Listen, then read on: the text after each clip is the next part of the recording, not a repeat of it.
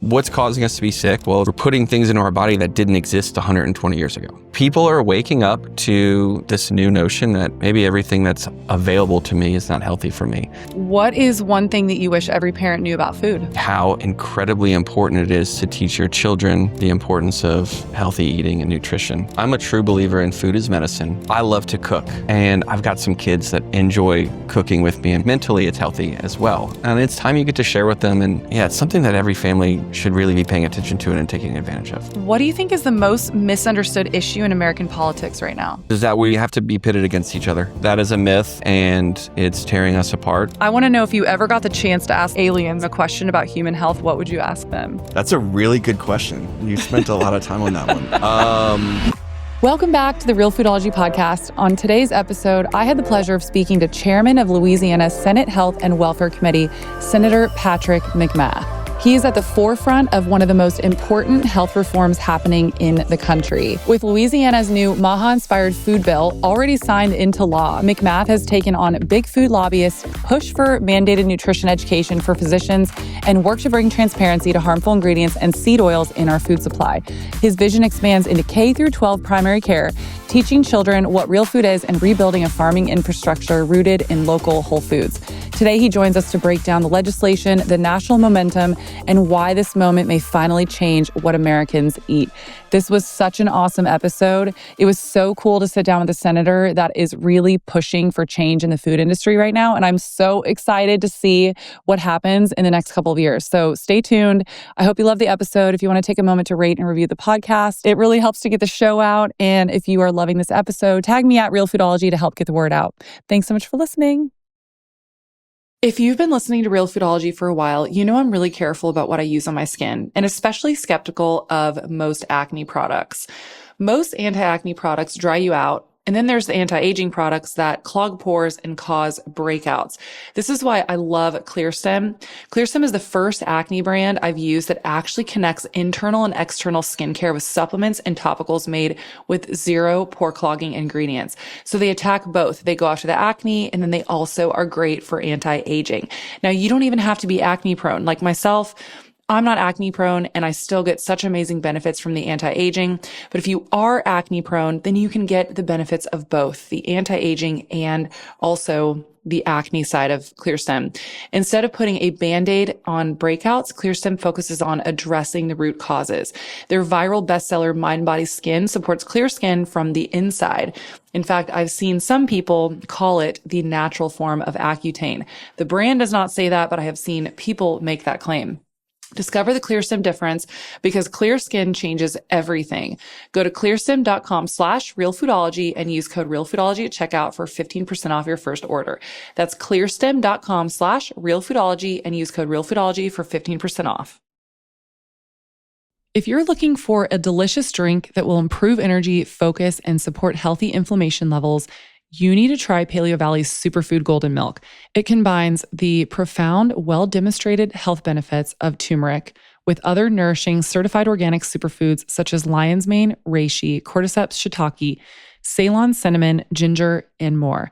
Plus, they've added organic coconut milk for its brain-supportive MCTs, black pepper, Himalayan pink salt, and organic monk fruit for an amazing taste and maximal absorption. Inflammation is an important part of the body's natural healing process, but unfortunately, our modern lifestyle, diets high in sugar, unhealthy fats, stress, allergies, poor sleep, environmental toxins can trigger chronic inflammation, which can become the foundation of modern-day disease.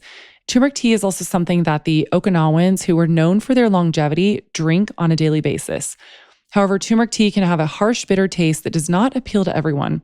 Furthermore, without black pepper, its range of beneficial compounds may not be fully used by the body, which is why they created a blend of slightly spicy and sweet ingredients that your body can recognize and use efficiently to support healthy levels of inflammation, brain and immune health, and overall wellness, all in one deliciously creamy drink. To try the Superfood Golden Milk today, go to paleovalley.com/realfoodology and you will save 15% off when you use code realfoodology. Again, that's paleovalley.com/realfoodology.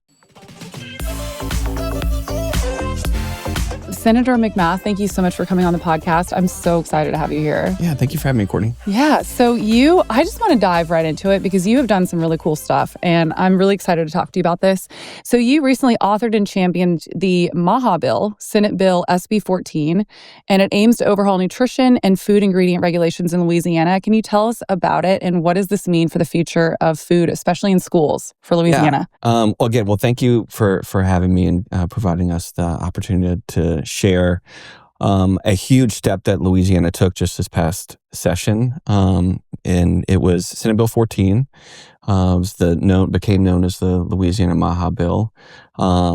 It did a few different things. It was actually kind of one bill or it's actually five bills in essentially one bill. There's some transparency in ingredients. There's some prohibition on certain types of foods to be served in schools. There is a section requiring restaurants who serve and use seed oils to notify. I'm so excited about that one. Notify that. That one actually came from a very good friend of mine who we were driving, and I was telling him about the bill, and he said, there's this app that rates restaurants based on the use of seed oils. We were talking about seed oils. Seed Scout. And the effects. Yeah. Yeah. And I said, well, let's put it in the bill. And we did. And that one actually was very interesting. I found out that a very large company that is located in my district manufactures seed oils, and they weren't very supportive of that portion of the bill. I'm sure. But we had a very frank discussion and reminded them that it's not a warning. It's just a simple notification. And this is kind of important because there's a lot of emerging science and data out there that are suggesting that, perhaps putting hexane and a neurotoxin in your body is probably not the best thing to do. Yep. Yeah. And so that was another portion. There was a continuing education requirement for physicians when it comes to, learning more about nutrition and metabolic health. Another area that I did not think was going to get a lot of pushback, but some doctors took exception to the fact that the legislature was trying to tell them what they should and shouldn't know about health. And so I had some interesting discussions as to, if it's not a big problem, why does Louisiana and the country have a massive obesity issue? And so yes. And so and it's hard to debate that. But yeah, and what was wonderful about the bill. So give you a little bit of background. In Louisiana, we prioritize Mardi Gras over pretty much everything else. So the rest of the country, their legislatures gavel in usually in January, and they're out 3 or 4 months. In Louisiana, we wait until Mardi Gras is over with. Oh wow! Yeah, which is a unique cultural thing. If you've never experienced Mardi Gras, come on down. It's wonderful. Spend some money in New Orleans, but it kind of gives Louisiana a little bit of an advantage when it comes to legislation, because we can watch what's happening in other states and sort of learn from the debate and adjust, certain legislation. Because one of the beautiful things about this country is there's 50 different experiments going on right now, and so you can kind of compare. You see which states are doing things right, whether it's education, whether it's healthcare, whether it's roads, and which states are doing it wrong, and there's results. And so you can mimic the ones that are doing it well. And so I was paying attention to the MAHA movement that was kind of going on across the country.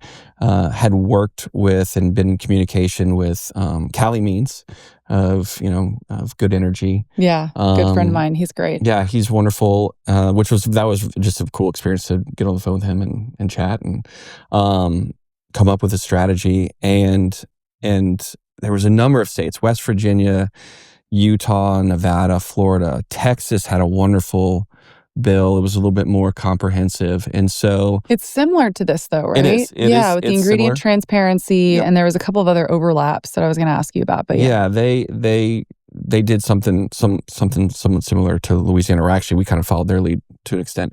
And so took all the best parts that I liked and threw it into one comprehensive bill. And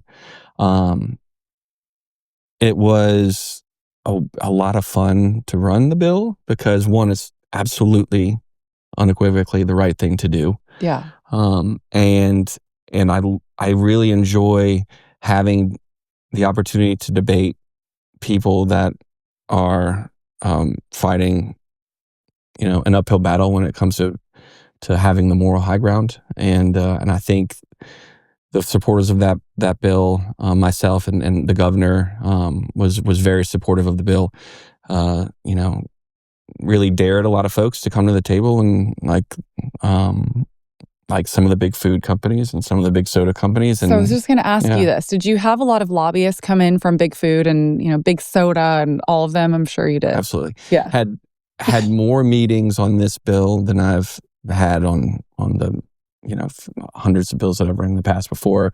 Wow. But I like to meet and discuss issues beforehand, and see if there's ways that you can compromise prior to going into a public hearing and setting and having an all-out debate. What was really interesting though is after these series of meetings, there was kind of a general theme of we really can't come to the table and defend what we've been doing, so just please be nice to us. Yeah. And they wouldn't even, they might have submitted a red card, but they wouldn't come and testify. What does that mean when you submit a red card? Just that they disagree? That means you're against all of the bill or a portion of the bill. Okay. I think they did see, like in Texas, the American Heart Association came out. And they got hammered. And they got hammered it was in the honestly media. beautiful to see. It was wonderful. And in fact, I actually played the clip of that to a company that was threatening to come to the table. I said, you are more than welcome to come and testify and explain to me and the public why you think, putting artificial dyes and ingredients is safe. So please do this, but just this is what you should expect. Yeah. So again, kind of an advantage that Louisiana had that I had in running the bill is a lot of it had been kind of litigated and debated.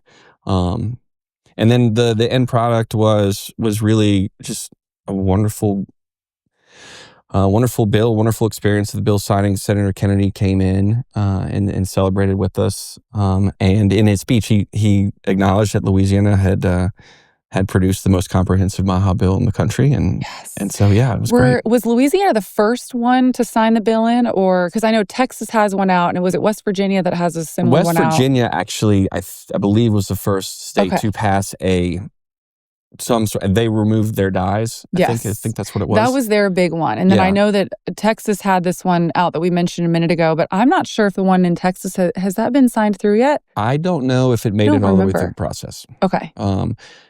Yours has officially made it through, right? It's been signed. Yeah, and when does it go into effect? So that was something that I was able to I felt like I needed to compromise on, is kind of give some longer runways to these manufacturers, the schools, the doctors, the restaurants to, adjust to the new regulations and laws. I mean, it's a huge ship, and it does not turn on a dime.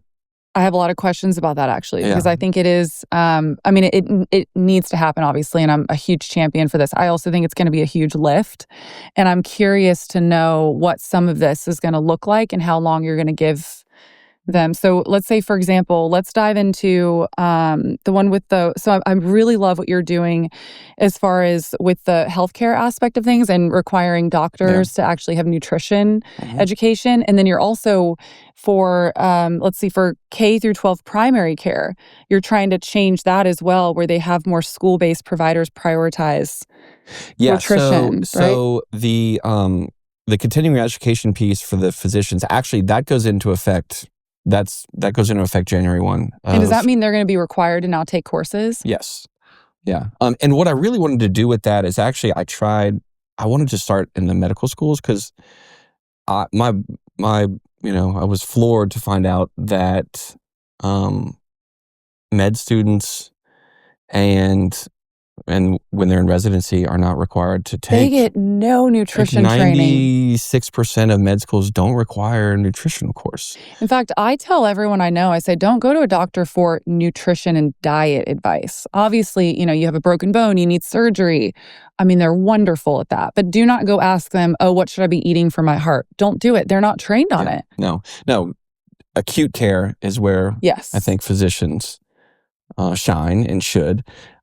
We've gotten into this, and we can go down this rabbit hole, but how we got to here. But our healthcare, system is really based on sick care, and unfortunately, the system profits on people being sick and remaining sick, and pharmaceutical companies, and all of that. Their bottom line it relies on selling drugs, and you sell drugs to sick people. This time of year, it feels like everyone is trying to stay healthy through the winter months, and I'm always looking for simple, natural, and honestly delicious things to add to my routine to just help my immune system stay on track. I've been reaching for Manucora honey a lot more in the winter. Colder weather, more time indoors, travel, and just wanting something supportive that actually feels nourishing. What I love most is how rich and creamy it is. This isn't regular honey. It has this depth and complexity that makes it feel almost indulgent, but it's still very intentional for your health. Manucora is ethically produced by master beekeepers in the remote forests of New Zealand, where bees collect nectar from the Manuka tea tree. That's what gives this honey 3 times more antioxidants and prebiotics than regular honey, which support your gut, and that's where most of your immune system lives. It also naturally contains MGO, a rare antibacterial compound that really sets Manuka honey apart. All you need is 1 heaped teaspoon in the morning. I love taking it straight off the spoon and letting it melt and coat my throat, but you can also add it to tea, yogurt, or smoothies, and even use it to replace other sweeteners throughout the day. I also love adding it to my morning coffee. Now it's easier than ever to try Manucora honey. Head to manucora.com/realfoodology to save up to 31% plus $25 worth of free gifts with the starter kit, which comes with an MGO 850 plus Manuka honey jar, 5 honey travel sticks, a wooden spoon, and a guidebook. That's Manucora, manukora.com/realfoodology to save 31% plus $25 of free gifts. January always feels like this pressure to completely reinvent yourself. And honestly, I'm so over that. This year, I'm way more focused on taking care of the woman that I already am, my energy, my strength, and my future self. If you've been feeling tired, no matter how well you eat or how much you work out, here's something I learned. You can't out-train low energy, and it starts at the cellular level. That's why I've added MitoPure gummies to my daily routine. They're the first ever longevity gummies that support your cellular energy, basically helping recharge your body from the inside out. They're powered by urolithin A, which helps renew your mitochondria, your cells at powerhouses, and yes, that is a huge deal for healthy aging and longevity. Healthy aging isn't about willpower, it's about giving your body what it needs to thrive. Don't let another year go by feeling less than your best. Grab 35% off your 1-month subscription of MitoPure gummies at timeline.com/realfoodology35. That's timeline.com/realfoodology35 while the offer lasts. Yeah, they are taught to match symptoms with pills. Exactly. Instead of root cause. So that was actually going to be my other question. So my assumption would be that the education is also going to be based on more root cause integrative care. Yes, that's my hope, and I think that's the future of medicine. Yes, it should definitely be. Is we are talking about treating the symptoms, but what is causing this? And that's what I love about food. What's the saying? Food first, medicine. Food before medicine, or I actually haven't heard that pharma. saying. Oh, food before pharma. Yeah, I food like before that. pharma. I've actually never I heard that that the other day, and it resonated. And it's what's causing us to be sick? Well, it's probably the fact that one of the things has got to be that we're putting things into our body that didn't exist 120 years ago. Yeah. And as humans have evolved over hundreds of thousands of years, we're used to certain diets and our bodies are built around that. And then we just started, ingesting things that aren't natural for us to ingest, and the effects Exactly. that has on our metabolic system is very clear. There's actually a really wonderful book that was sort of started my journey um, into this world, which is pretty new. You guys have been at it probably for much longer, and so will admit that I am new to this game. It's awesome though. We're so happy to have you here. I mean, you're doing amazing things for this movement. So well done. Yeah. It's made me healthier too. So that's been good. But the book is called End of Cravings. I don't know if you've ever. It's Mark Schatzker, by the way. That's it. Yeah. He's amazing.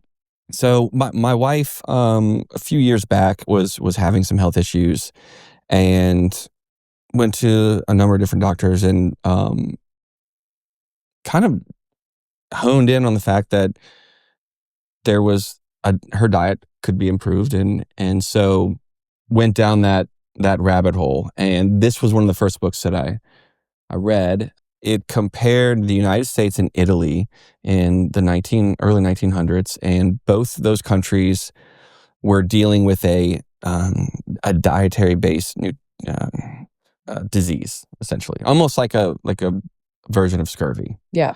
And it was like in northern Italy, and the United States, it was in the southeast. This was sharecropper days, so people were just eating like biscuits and lard, and weren't getting vital nutrients that they should. And it was a major epidemic in both countries. And in Italy, they dealt with this crisis by importing different cheeses, bringing in different types of wines, encouraging like communal bread baking. And the curve, it slowly solved it, but it took 15, 20 years, right? In the United States, we enriched our flour. Immediately solved the problem. It went from like 3 million people that suffered from this to 15,000 in a year.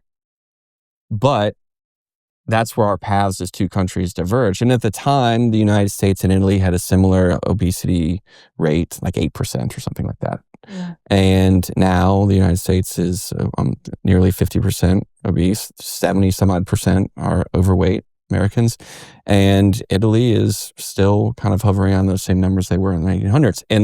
And the author, sort of identified where we diverged. And it definitely kicked off this acceptance in government that it's okay to modify foods, and we'll just use science to dig out of our issues.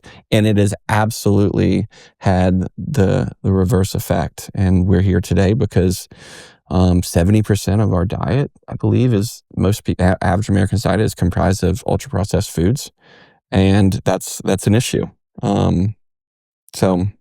Yeah, anyway, it's the ultra processed food issue, which is really a problem. And it's not to say that they don't eat them in Europe, but for example, in Italy, I always use Italy as an amazing example because they still to this day, their whole culture is based around food, and their community around food, and making things from scratch. They take a lot of pride in their food, and we just don't have that here in America. Like my mom and I actually had a conversation about this recently because my mom lived in Italy for a couple of years, and she brought a lot of those practices back home with her when she was raising me. She was making everything from scratch when I was a kid. And I asked her, I said, where did you get that from? Because I grew up I called the Dunkaroos era. Mm-hmm. Because we were all eating Dunkaroos and Pop-Tarts, and all my friends were eating that stuff, right? Yeah, Cinnamon Toast Crunch. Yes. To start the day. Yeah. Exactly. Yeah. But my mom, I would go home and my mom was literally baking bread from scratch. She was making pasta from scratch. I would sit on the counter with her and catch the pasta that she would like crank out of the machine. And she said that she got all of this from Italy because when she went to Italy and she lived there for a couple of years, she was in awe of just how much their culture has. It's like this pride in creating their own food and making it from scratch and, growing in a healthy way. And we just don't have it in America. We went this different route where we have pride in our industrial agriculture and our ability to engineer and, bioengineer these crazy food products. And I always bring up this example too. I used to work with a Swedish woman, and every time a commercial would come on for like Pizza Hut or something where it's like double stuffed crust, it's just like they make like SNL skits about it now where they're like, and pile a hamburger on top, and the Swedes would literally look at me and they would go, I cannot believe that this is legally allowed here. They said, our government would not allow this kind of food in Sweden. Yeah. And it's similar. It's like that a lot in a lot of Europe where they just don't, they see food in such a different way. Yeah. And there's this desire as Americans to be like, well, that's freedom, right? And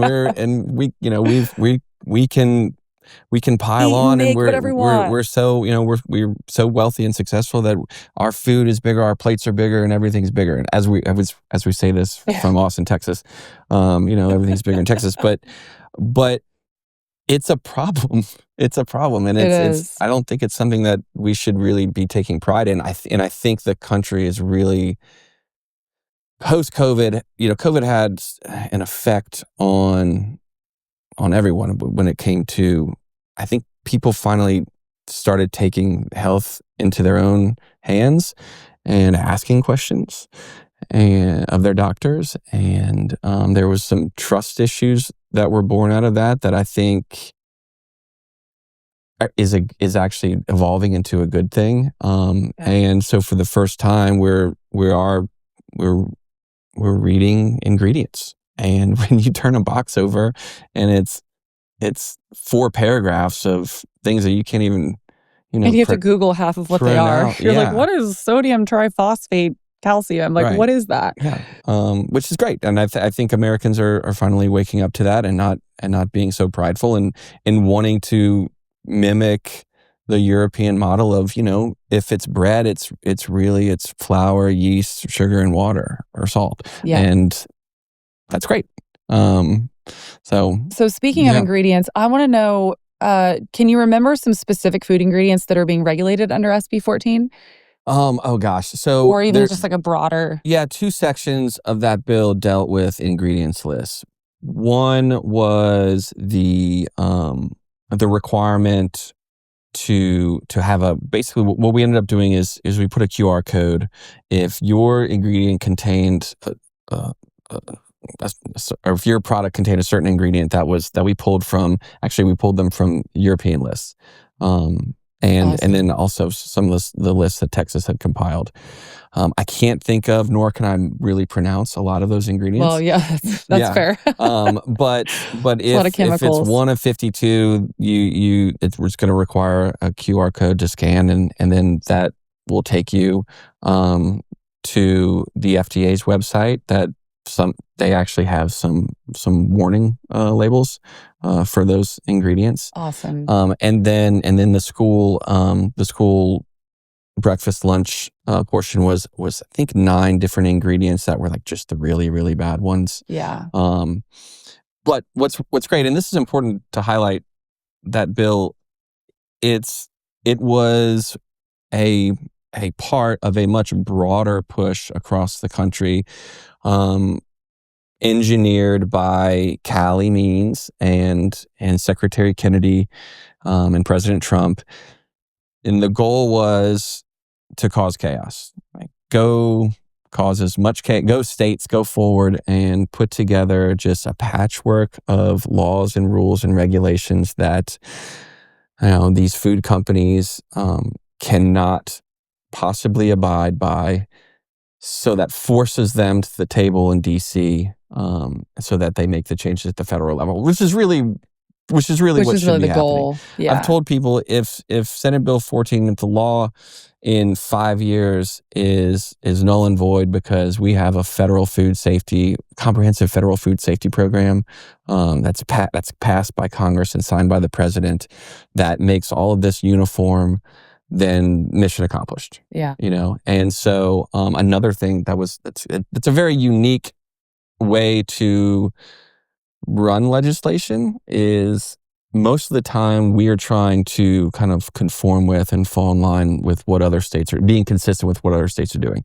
This was really unique because it was like, just do whatever you think's right and don't worry about what Texas or Nevada or West Virginia or Florida are doing, because we kind of want that. And that's awesome. Been great because it's working. I mean, I feel like, once or twice a month, you've got food companies that are saying, "Hey, we're no longer going to include this, in our ingredients, or we're pulling this dye, or we're transitioning to away from seed oils,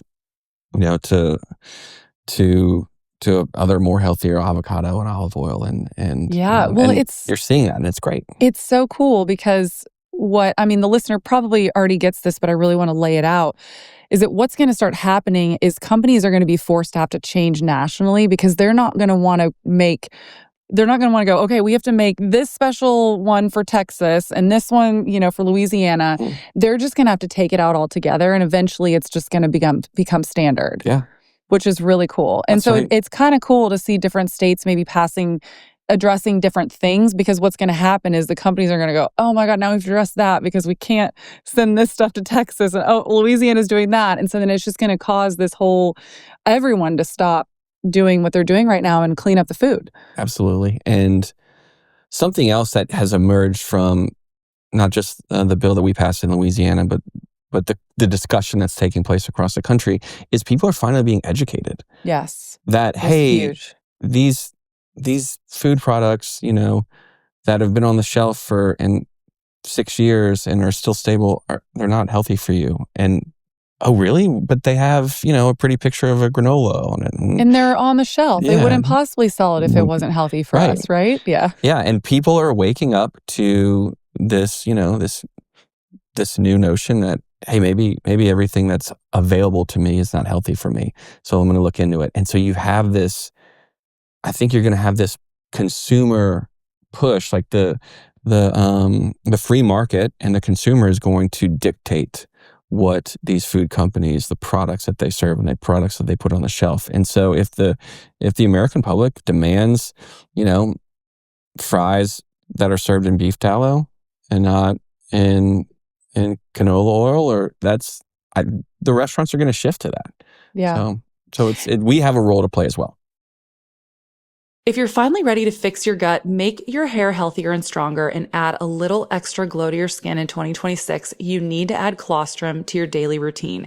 Today's sponsor, Cowboy Colostrum, offers the highest quality bovine, that's cow, colostrum available in the U.S. It's 100% made in America from 100% American grass-fed cows, which we love. And it really matters when it comes to quality and sourcing. What sets Cowboy Colostrum apart is that it's true first day whole colostrum, rich in powerful bioactives like immunoglobulins and growth factors. And don't worry, they only collect the surplus colostrum after baby calves have had their fill. It's also not stripped down or overprocessed. Cowboy Colostrum is whole, full fat, high protein, and incredibly nutrient dense, which is why it's considered the highest quality bovine colostrum you can buy. It's super easy to use too. You just add a scoop of their chocolate, Madagascar vanilla, which is my favorite, matcha, or strawberry into your coffee or smoothie, and it genuinely makes you feel good all day. And beyond gut support, these peptides and growth factors help your skin and hair look amazing. For a limited time, our listeners get up to 25% off their entire order. Just head to cowboycolostrum.com/realfoodology and use code realfoodology at checkout. That's 25% off when you use code realfoodology at cowboycolostrum.com/realfoodology. You do not need to overhaul your entire life in 2026 to eat better. Sometimes the biggest impact comes from simple swaps like upgrading the snacks in your pantry. And that's why I love Vandy Crisps. Their chips are made with just 3 ingredients: pesticide-free potatoes, sea salt, and 100% grass-fed beef tallow. No seed oils, no mystery chemicals. These chips don't just avoid the bad stuff, they taste incredible. Snacking on Vandy feels completely different than regular chips. You actually feel satisfied and energized without that sluggish feeling afterwards. Because they're made with real food, they're more satiating so that you don't end up mindlessly eating and feeling hungry after.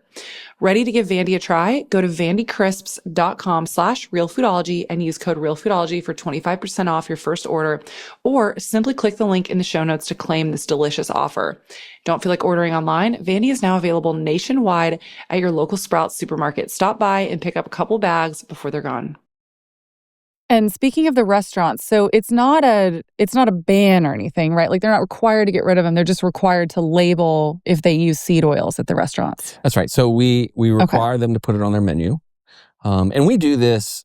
This is not a new thing. In fact, when one of the lobbyists was telling me that this is just an undue burden and no one's going to ever do this, I sent him a picture of a menu from Chick-fil-A where they do this already. They do? They do. I didn't actually realize that. Somebody pointed that out to me.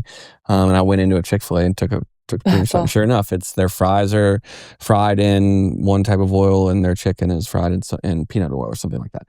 And in Louisiana, we also require restaurants to put on their menu if their shrimp is not from the Gulf of Mexico. Or I've the never Gulf of heard America. that. I get Yeah. confused as what we're calling it now. But I know.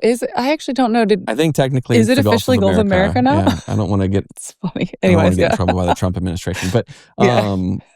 but yeah. So there's certain requirements that this is consistent with, and man, I don't want to get in the seed oil conversation, but there's right ways to do it and there's wrong ways to do it, and unfortunately, the majority of those types of oils are derived from hexane extraction. Yes. And we should be thinking of that. Like maybe that's not the best thing to put in our bodies. Exactly. Yeah. Well, and because it's the standard now for every restaurant to use them, we're at a place now where, if you look back 50 years ago, Americans were getting, maybe 1% of their diet were from seed oils. Now their diet it's 20% is consisting just of seed oils. Yeah. That's really where the issue is. You're right. It's maybe it's not necessarily the product itself in like you said, 1% of your diet is this. But now seed oils are just about in everything we eat. And I still think the seed oils are a problem, just to be clear. They're inflammatory and there's so many things, but there's so many parts of the conversation. I'm so sorry to interrupt you, but there's so many other angles of the conversation that people are not talking about, because everyone's debating right now in my nutrition world of, are they actually bad for you? Well, the health aspects of it aren't that bad. The nutrition of it is not that bad. Well, I would argue that they are bad and inflammatory, especially if you watch a video of how they're made. They're made with hexane. It's like a 12-step process. They're deodorized. It's a whole thing. But you can also argue that Americans are eating too many of them. Yeah, no, 1,000%. It's, when you go into a grocery store and if you were to press, I heard this somewhere, if you were to press, you take a watermelon and you press 10 different watermelons individually, you put them in a jar, it's all going to look a little different. The juice, right? When you go into a grocery store and all of the seed oils look exactly the same, like that's not a natural thing, right? It's true. We try in our household to limit what we eat to things that existed 100 years ago. And I think that's like a good, love that, very simple, rule. And seed oils didn't exist 100 years ago. So, in fact, I think they were, correct me if I'm wrong, I think they were invented for engine lubricants. Yeah. So they were actually, so they originally come from what's called the rapeseed, and they were being used a lot in the war as an engine lubricant. And then what happened is they had a surplus of it afterwards. And at the time, if it's just straight rapeseed oil, it's actually really high in something called uric acid. I mess this up every time. I always forget how to pronounce it exactly. It's not uric acid. It's like uric acid. And so what happened was in Canada, I love this story. I find it so fascinating. So in Canada, they revised it to take the oil out of there. It made it lower uric acid, so it was a lower amount, and it's why it's called canola oil. It's Canada low acid oil. Okay. So they took what was an engine lubricant. I thought they just wanted to change the name from rapeseed to canola oil just because it sounded better. That too, honestly. It's not ideal. But and so that's why they called it Canada low acid oil, because they took that acidic oil in there, because it's not even edible at all. So it's still an engine lubricant. They just modified it to be less acidic, essentially, is what it is. So, that alone to me, I'm like, again, we have so many things already provided to us by God, nature, whatever you want to call it, whatever you subscribe to. Why are we modifying all these things? Because what we keep finding is that every time we modify something, we make it worse for us. Think about margarine. Doctors are pushing margarine. And, when was that? Like the 70s, the 80s. And then we come to find out that heart attacks went through the roof because margarine's not good for us. We should just be eating butter. Yeah. So we need to be eating the real things that we're getting from nature, from God, already, because they're already there and provided for us. And when we start modifying things is when we get in trouble. Yeah, amen. And I dabble in the restaurant business, and I am seeing a trend too. The restaurants will say, beef tallow is too expensive. And we would love to serve everything in beef tallow. It tastes better, but it's too expensive. The price of beef tallow has actually started to come down. More people are making it because they're responding to the market's desire for people to use beef tallow over canola oil. So again, I think there's a light at the end of the tunnel here, and the pendulum is swinging back towards more whole, natural foods. I know, I'm so excited about that. It's great. I want to ask you more. I brought this up briefly. I was very interested. So I was reading about all the different things that you've been doing.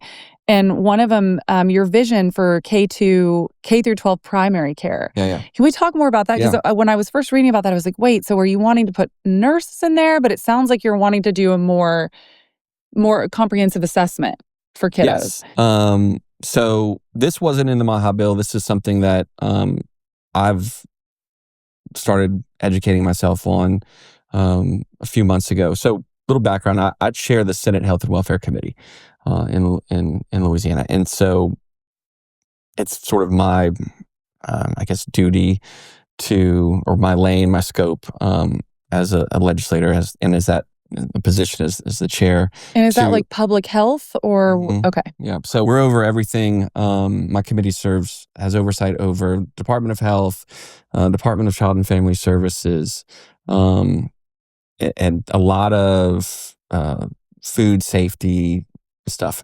So in K through 12, what this was brought to me, this concept. We have a very, very unhealthy population, a very poor population in Louisiana, and a huge problem is the vast majority of people don't have a primary care physician. Yeah. And they use the emergency room as their doctor's office. If they're not feeling well, they go to the ER. The problem with that is ER visits are by far and away the most expensive form of healthcare, and it drives up costs for the state.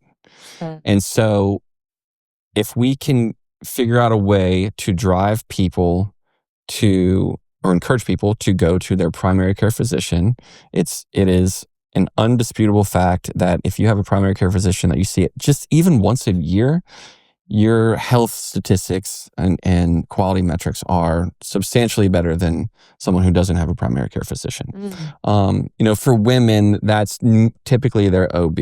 Yeah. Right. But most men don't have a primary care physician. So there's this model that exists out there to go to the population as opposed to having the population come to you, because there's the people don't have cars. People don't have they don't have time to get to a doctor, particularly students and children.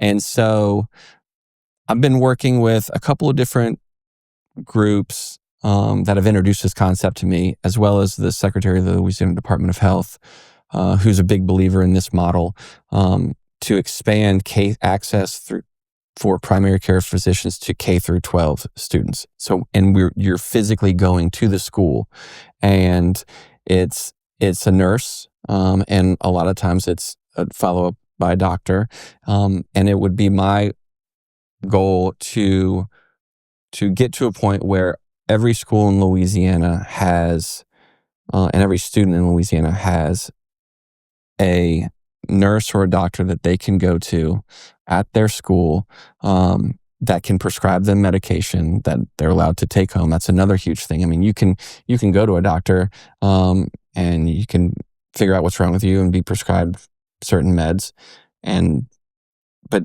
you don't have the ability to fill them or to go to the pharmacy, right?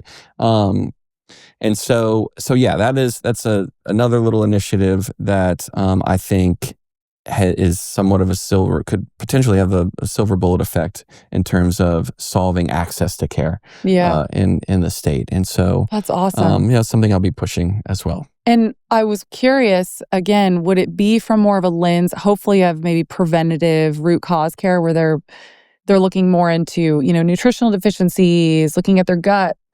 100%. And Awesome. that again, I think is the That's so cool. direction that primary care is starting to go into, is a more holistic approach to medicine, to healthcare. It has to be, because the system that we have now is just simply not working. Yeah. So I know. I mean, I feel like every system right now, we could name every system, isn't where there's such a, I love so much the work you're doing, because there's so many things that need to be fixed. And there's a lot of cool things that you are doing right now. Another thing is, in the bill, I was unclear about this. Is there something written about nutrition education for schools? Because we know nutrition education is abysmal. I talk about this all the time. I was so frustrated because I actually went to a really amazing school, and, I went through K through 12, basically went through all of college. No one ever talked to me about how important food was for my body. And to me, now knowing what I know, I'm like, that is one of the most fundamental things that we need to be teaching kindergarten kids. Just simply making the connection of, hey, what you put in your body is going to affect how you feel. It's going to affect how your cells work. It's going to affect how your energy is. No one ever had a conversation. I had to learn that on my own. Yeah. Is there any sort of plan to fix that at all in schools too? Yes, I think the future of MAHA, right, is, and particularly in Louisiana, deals with farms and with educating the population. And so this portion obviously is the education piece. 20 years ago, we mandated schools to start teaching financial literacy. So teach people how to balance a checkbook, which makes a lot of sense. That provides a everyday skill that people need to have their finances under control. I wish, by the way, I would have taken that class a little bit more seriously, because it's not necessarily the case in our household. But why would we not want to teach our children the benefits of not only eating healthy, but what is healthy? Yes. And there's some really great programs, and there's some studies out there that prove that if a child is involved in the growing of their food, like lettuce, for example, they are 90% more likely to want to eat that food and ingest it. And we're working on some things in back home where we're going to partner with some farms. There's this really cool facility in Harvey, Louisiana, which is on the West Bank, right outside New Orleans. It's a very urban setting, and they have something called I always mess this up, the Aquaculture Center, and it's hydroponic farming, and it's not a very large footprint greenhouse. That the fertilizer comes from channel catfish that they have in these tanks, and everything is self-sustaining. The water is captured from the rain, and it's solar powered. It's pretty cool operation, self-sustaining. It can produce 11,000 heads of lettuce. If they were to go vertical, a month. If they were to go vertical, they could produce 44,000 heads of lettuce a month. Wow. And I just have this vision of putting these facilities in or next to schools, so that kids can go and they can see and they can work it, and they can understand the benefits of eating healthy whole foods that you've touched from seed to plate. Yes. And I think that's the mindset we need to start having in this country. And by the way, it's a way to boost economic activity. I mean, a lot of the lettuce that is served in schools is typically grown in greenhouses in Canada or in Mexico. Yeah. It's harvested, and by the time it makes it to the kids' plate, it's 5 weeks, 6 weeks after it's been harvested. And this, by the way, is also the lettuce that we mostly buy in our supermarkets, and it has no nutritional value anymore. And it's probably sprayed with pesticides like glyphosate. Exactly. And so we can really lean into this healthy whole food movement, and I think there's an economic advantage as well. But yes, nutritional education should be a part of every children's curriculum starting in kindergarten. I mean, we teach it at our house. Our kids, God forbid, my kids see me, and I'm not perfect, with walking around with like a Doritos bag because she'll be like, "There's so many chemicals in that, Dad. I can't believe you're eating that now." And I don't That's do it anymore cute. because I don't want to get caught. Right? That's cute. Yeah, they've bought into it, and I think kids are so impressionable, and we should be teaching them, the right things to do. Like, and you don't think about it, right? You don't think, well, you got to teach your kid how to eat. Well, Yeah. in this world and in this country where it's really, really hard, it's hard to eat healthy, to Yeah. find the healthy things. You almost got to go out and scavenge and kind of work at it and go to the farmer's market on the weekend to build up your supply for the week of what you're going to do. But it is absolutely worth it in the long run, and it's changed our family. And so hopefully that's something that we can do for the rest of the state and the country. That's so exciting. Do you think you'd ever do any kind of like cooking classes for kiddos? And maybe even, I know you mentioned the hydroponics. I do want to say one thing, because I didn't know this until very recently. There are some nutrition people speaking out against hydroponics only in the sense because it doesn't have the soil. Mm-hmm. And when you take out the soil, you take out the nutrients of the plants and you put in synthetic fertilizers instead. Yeah. Now, I will say, I still think that if you're growing vegetables and that's the way that you can do it, I would rather you do that than not do anything at all. But I do think that there is kind of a importance in keeping the soil in there and having almost like a little backyard garden for the kids. I actually brought that up when we took a tour of this facility, and people that seem to be smarter than me in this world were explaining how the channel catfish and the waste that they produce acts as a more nutrient, maybe not more, but a nutrient dense version of soil itself. Oh, for the plants? For the plants. That's cool. And yeah, so maybe it's there's not, new ways to do it now. Yeah. That seemed like some sort of outlier that made them a little bit different than your typical hydroponic operation. Yeah, that's awesome. So, yeah. I mean, still getting kiddos involved in their food regardless, I think it's so incredibly important. I will never forget. Did you ever watch that show by Jamie Oliver? Do you remember him? He was a British guy, and he came to America and he did a series of shows when he went to American schools, and he tried to revamp their schools and the kitchens and how they were cooking and all that. Oh yes. And there was one episode where he went into a kindergarten class and he was showing the most basic food. Like, he literally had like a tomato and a cucumber, and he was like, "What is this?" And the kids were like, and they didn't know what they were. Yeah. Just very plain vegetables. And that horrified me. And so I really hope that this is something that we do moving forward, because I mean, I think the effect of it and the cascade it can have on our society if we start with kiddos early could make a huge difference. Couldn't agree more. Yeah. Couldn't agree more. And that's what we're going to be focused on. Back home. That is so cool. So we kind of talked about this, but I want to hear a little bit more your thoughts on this. So now I feel like Louisiana, there's a couple states now that have done this, Louisiana, Texas. You guys are kind of setting the model for this moving forward. Have you seen any other states, like maybe have states reached out to you with any sort of interest? And how do you kind of see this moving forward as far as other states, following in your path? Yeah. Not only have other states reached out, but I've had some companies from France actually want to lend a hand and explain what they do differently over there and how they could perhaps get a foothold and take advantage of this movement in Louisiana and the rest of the country. That's awesome. There's constant, national conferences now. I've been invited up to the White House to take part in a roundtable discussion on all things related to MAHA. We've got some really great leadership in DC with Secretary Kennedy, who I absolutely think the world of. I know you and I have talked about that. Yeah, he's awesome. And it's almost like we need to take advantage of the situation now. And there's so much momentum that we're trending in the right direction when it comes to our nutrition and our metabolic health and just the awareness that it's creating. And a lot of it has to do with the MAHA moms out there.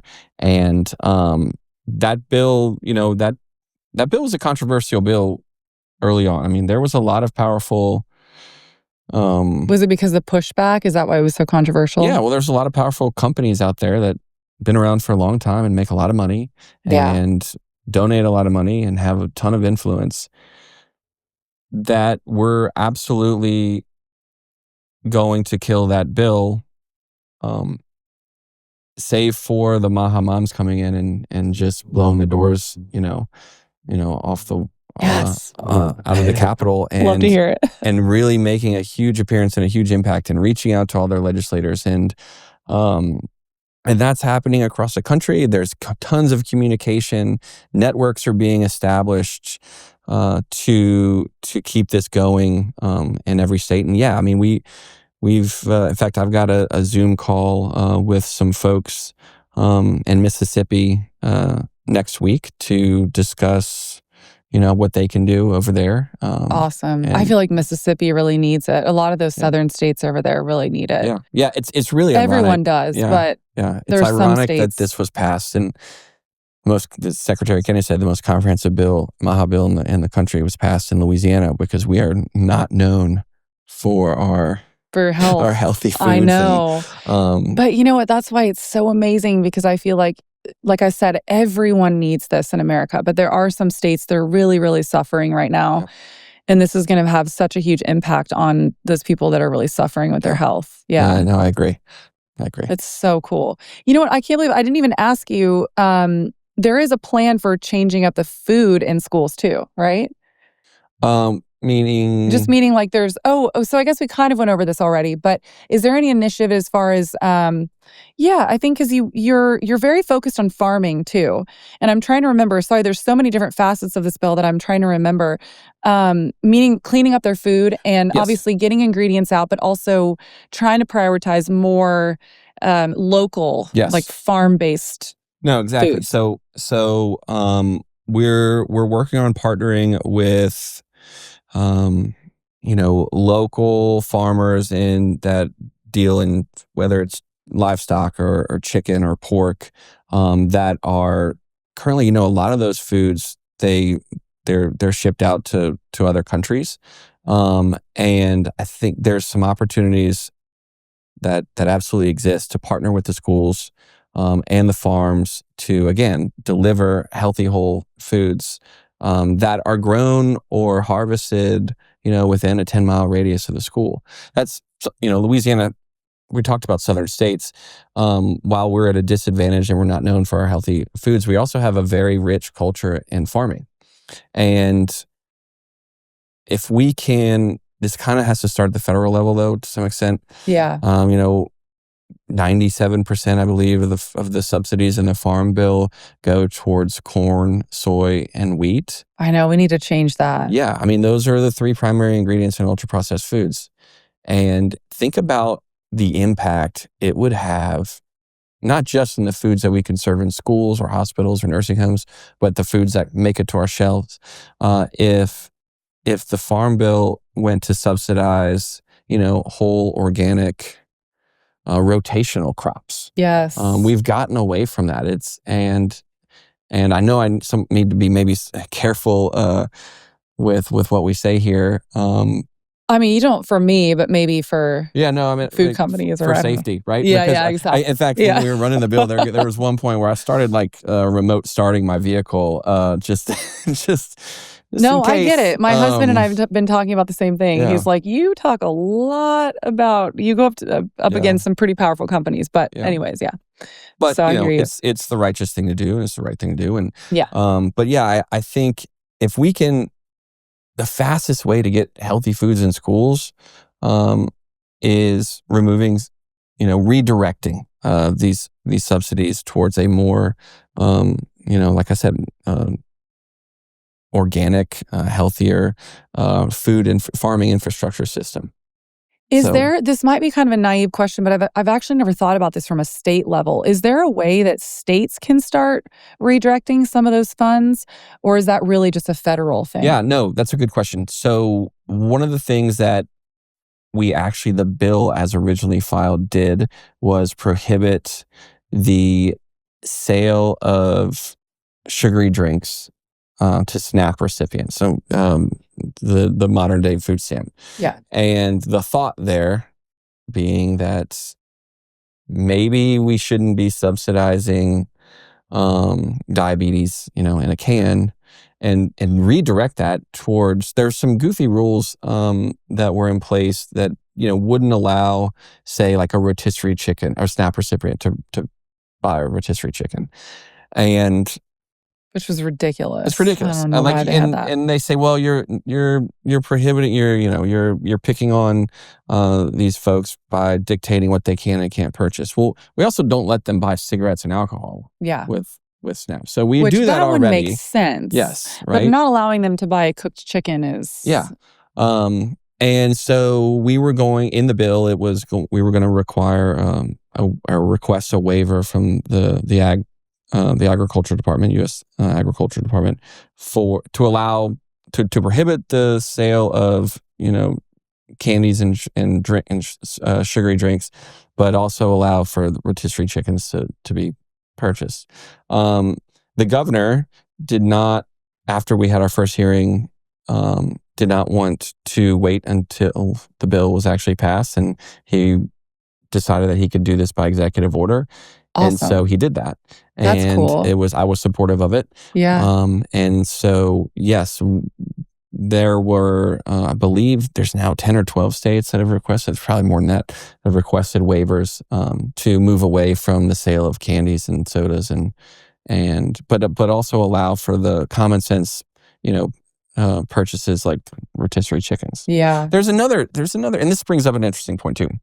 There's another debate, that was part of this bill that's, suggested that it's too expensive to eat healthy. And the counter to that is it's actually, that's a false premise. I agree. I talk about this a lot. Yeah. Okay. Mm-hmm. A Big Mac at McDonald's is now it's like $6 or something like that. Yeah. But 2 pounds of red beans back home in Louisiana is like $2 or $3. A rotisserie chicken that can feed you multiple meals is, what is it, like $7 or $8? It's almost the same price as a value meal. So that's not true that eating healthy is more expensive. In fact, it's the opposite. In fact, it has completely become the opposite now, especially when you look at these ultra-processed foods. And, I talk a lot about nutritional bang for your buck, exactly. Right? Yes. So it's like if you were to buy a box of cereal's not cheap anymore, especially if you get the known brands, yes. Cheerios or whatever it is. It's not that cheap anymore. Versus if you were to buy a pack of bacon and a pack of eggs, it's going to maybe be $1 or $2 more, but you're going to have, 5 breakfasts out of that versus a bowl of cereal. Nobody ever eats the serving size, first of all. You always go 2 or 3 servings over. Yeah. So you maybe have 2 or 3 bowls in that cereal bag, and then you're going to be hungry an hour later. Versus if you eat something like eggs and bacon or get a ground, a pound of ground meat or something like that, it's going to satisfy and keep you full for longer. And you're going to have more meals out of it as well. And it's the same with the fast food thing. I did a thing on my podcast where I went to very popular fast food chains and I would buy a value meal, and then I would go to a grocery store and I would buy every single ingredient organic to make all of that from home. And it was all organic ingredients, by the way, because we really wanted to see if we could really prove a point here. Every single time, it was cheaper to go to the grocery store and make 4 burgers, and then you had leftovers to make stuff the next day. Yeah. It's wild. So it's actually not wild. It's the way that it should be. Yes.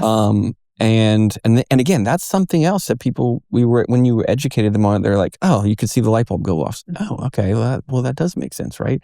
Maybe I should be eating 80% of my meals, or as many as I possibly can, and at home through cooking. And I do understand that there's a convenience aspect there. If people are working multiple jobs, they have kids, I understand. I know it's really tough.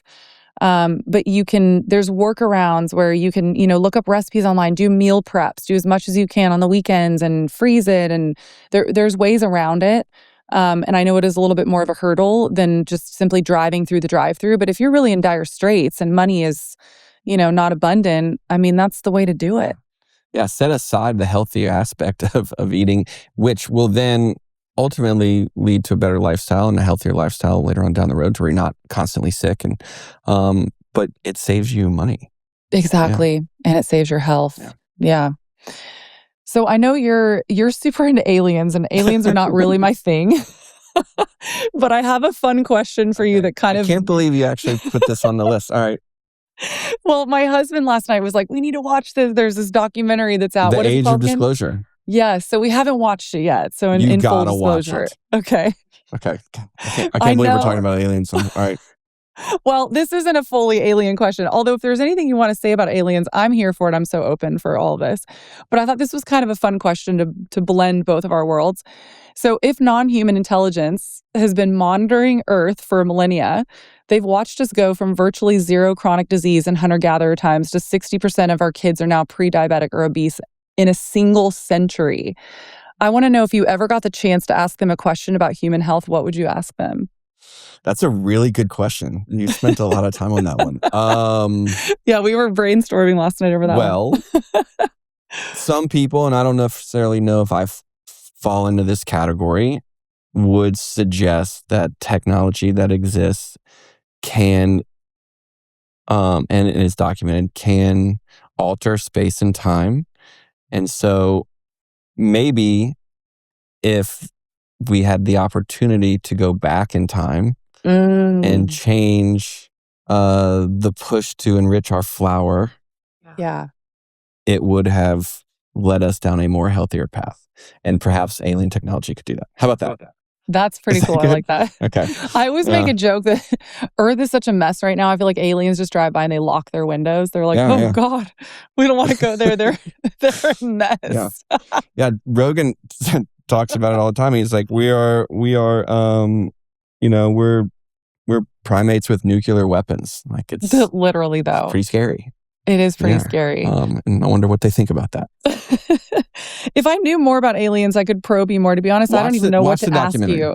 Okay. Watch the documentary. We were going to try to yesterday. We just ran out of time. I think Dan Farah is the But- producer of it, and it's crazy because you have the top officials in the country, including the Secretary of State, who's also the National Security Advisor, Marco Rubio, saying some pretty fascinating things. I mean, it's definitely really fascinating. And I love to look under rocks and places where I feel like we're being pushed to not look into things. Like, that always tells me, oh, there's a thread there that we need to look down. And so I'm definitely very intrigued by it. I've spent so much time nerding out over nutrition. I haven't spent a lot of time on aliens, but I definitely think that they're hiding things from us for sure. Definitely, I definitely they hid it believe from us that. in our food, so why would they not hide it from us? Exactly. It's kind of a copy and paste scenario where I'm like, I know they're doing it here, so why would they not be doing it here? Exactly. Right? Yeah. So we need to watch that, and then maybe after I watch the documentary, we'll reach out and be like, okay, I'm gonna have you back on for aliens. I would love to talk to you about aliens. And thank you, I Courtney, love for that. working in the alien question. Yes. That was good. I was like, we gotta Yeah. slide at least one of those in there. What do you think is the most misunderstood issue in American politics right now? Oh, wow. That's a great question. The most misunderstood issue in American politics is that we have to be pitted against each other. Yes. that is a myth. The system wasn't designed this way, and it's tearing us apart. And we should really reassess how we view one another and our individual, opinions and stances. And quite honestly, I think if we really did that, we would be much more respectful to each other. I agree. I always say your fellow human is not your enemy. That's right. And we have to remember that. Yeah, I love that. What is one thing that you wish every parent knew about food? One thing that I wish that every parent knew about food would be how incredibly important it is to teach your children the importance of healthy eating and nutrition. And it'll stay with them for the rest of their life. And they can pass that down to their generation as well. Yeah, there have been studies that show that what you introduce to your kids in the first 6-7 years of their life essentially creates a blueprint for the rest of their life. Yeah. And it's not to say that, if you quote unquote messed up when they were kids, that you can't change that around. That's not what I'm saying. It just really stresses the importance of, if you can be present with your kids and really teach them these valuable lessons early on, that it really will have an impact on their overall health for life. I'm a true believer. I totally agree. I'm a true believer in food is medicine, and I love to cook. And I've got some kids that enjoy cooking with me and partaking in that and cracking the egg or stirring the bowl. And it's not only healthy eating, it's mentally it's healthy as well. And it's time you get to share with them. And it's something that every family should really be paying attention to and taking advantage of.